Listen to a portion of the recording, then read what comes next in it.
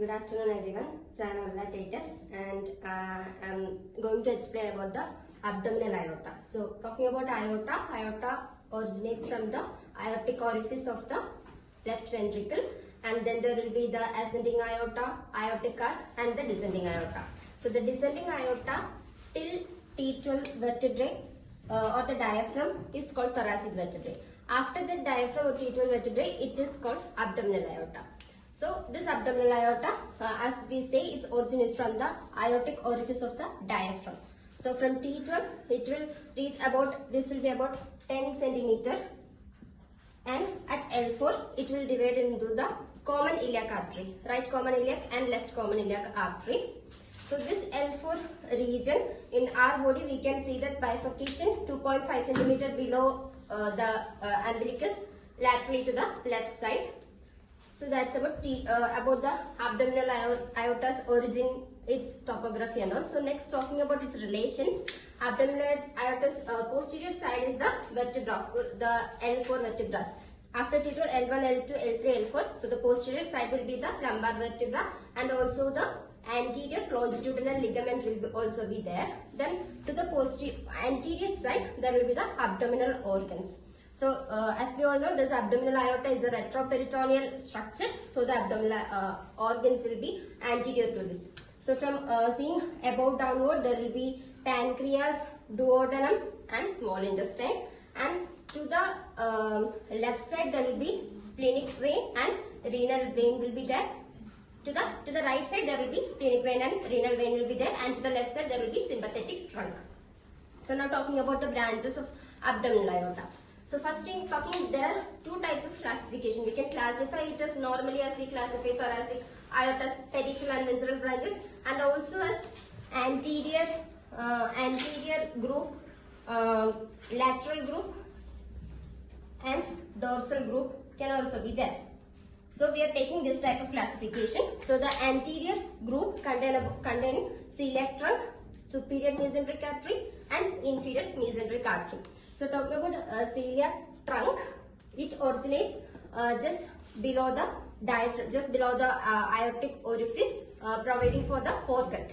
So foregut means the esophagus in the abdominal area, then the stomach, the proximal part of the duodenum. These are the areas where the celiac trunk will be providing. Then after that, there will be superior mesenteric artery.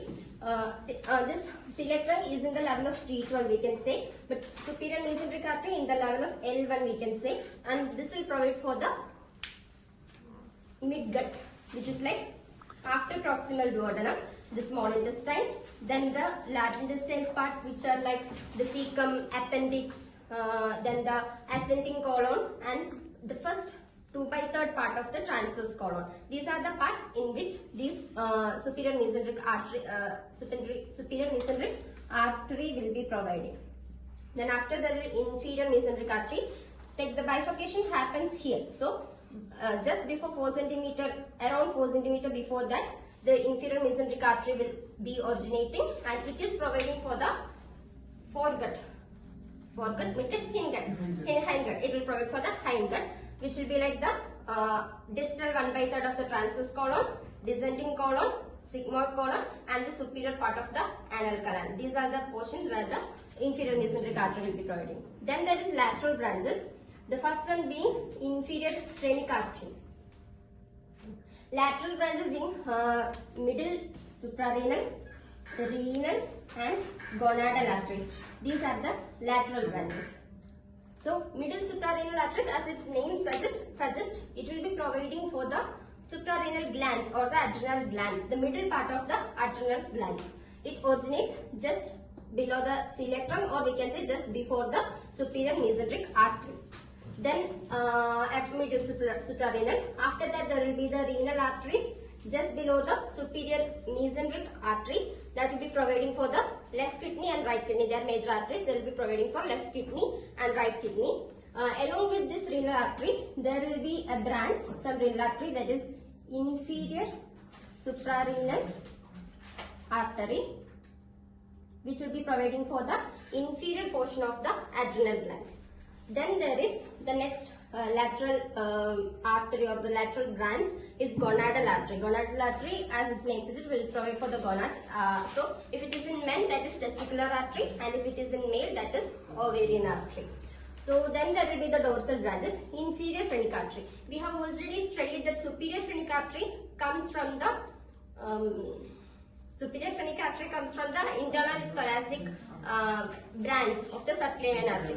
So superior phrenic arteries will be having here, providing for the upper superior part of the diaphragm, whereas the inferior phrenic arteries will provide for the inferior part of the diaphragm. And also from inferior phrenic artery, there is a branch called superior suprarenal arteries, which will be providing for the superior part of adrenal gland. So adrenal gland is provided blood supply by superior suprarenal arteries, middle suprarenal arteries, and inferior suprarenal arteries.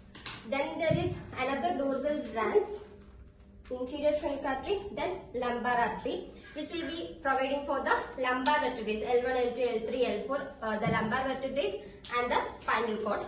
Then there is a median sacral artery, just inferior to the inferior mesenteric artery, which will be providing for both the lumbar vertebrae and sacral vertebrae.